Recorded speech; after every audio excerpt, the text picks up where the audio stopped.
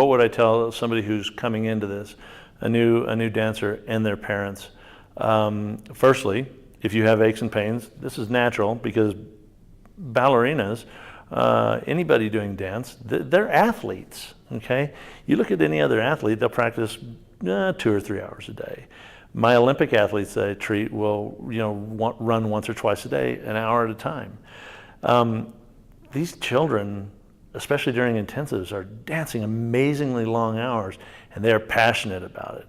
And so they'll have these aches and pains. So what I would tell somebody new coming in is, don't worry about the aches and pains, it's natural. When it comes to dance position, dance movement, the best in the business are here to make sure that you have those absolutely flawless and perfect lines. One, to create beautiful dance, but also to keep you safe in what you're doing when you're dancing. Then I would also tell them there's strength conditioning courses that are now taught here at Ballet Society that are amazingly important and help recreate a good balance in the body. Because if you're living on point and in turnout and you're back arched and you do things like arabesque and développé and relevé, and how these different movements tax the body occasionally, because you're in these specific movements all the time, you need to create balance to work in the opposites with that musculature. And when you're working with those opposites, now you again go back into that balance mode. When you walk through the door, you become a ballerina. You're in turnout, you're on point, you're in relevé, you do développé, all these other things. And when you walk out of the door, you turn that off and you become a normal kid again and just try to move and behave and walk normally, body behavioral techniques, as I like to call them, normally, so that you can reduce the opportunity for injury. And then again, consistent stretching and exercising, because any athlete needs to cross-train. You're doing this one specific thing out here where you live in these big motions, and sometimes when we live in big motions, we forget to isolate very specific muscles.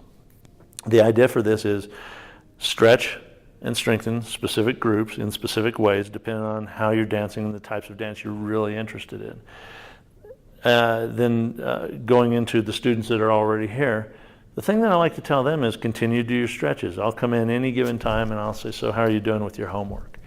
And I'll get, I'm doing everything, and if things are feeling better, and I just wanted to actually come in and see you today just to make sure that I'm where I'm supposed to be, that my body is still strong, that you don't really see any problems with me, sort of thing. The other side of the coin is, how you doing with your stretches and exercises? Oh, doing okay. You doing them? Well, not really. And then mom or dad will sit there and kind of roll their eyes and say, I keep telling her to do the stretches. So it only takes a couple of times for the dancers to realize, there is something to this. And the more consistent they are with the stretching, and it's no different from any other athlete that you see, runners, football, baseball, doesn't matter. You need to have this good stretching and cross-training program. So we really try to reinforce that with the students who have been here for a long period of time as well. And in doing so, again, we have seen a significant decrease in injuries in the population. An interesting side note, some of the new dancers who have come in who have maybe been taught improper techniques and great hyperextensibility throughout a lot of their joints, when we start looking at them and we recreate that balance and the nice lines and the good strength and better balance, have actually noted a significant decrease in a lot of the issues that they've had, say knee dislocations, because they were hyperextensible in their knees.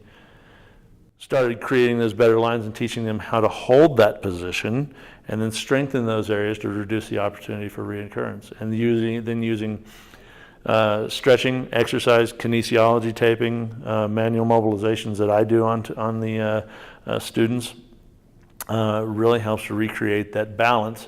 And then again, the goal being that the more with what I do on them, and the more they do with their stretches and exercise, the less they have to see me, unless they've just had one of those off days and just feel a little off. And then we make sure that everything's right, fix what needs to be fixed, and then go about their happy and merry way.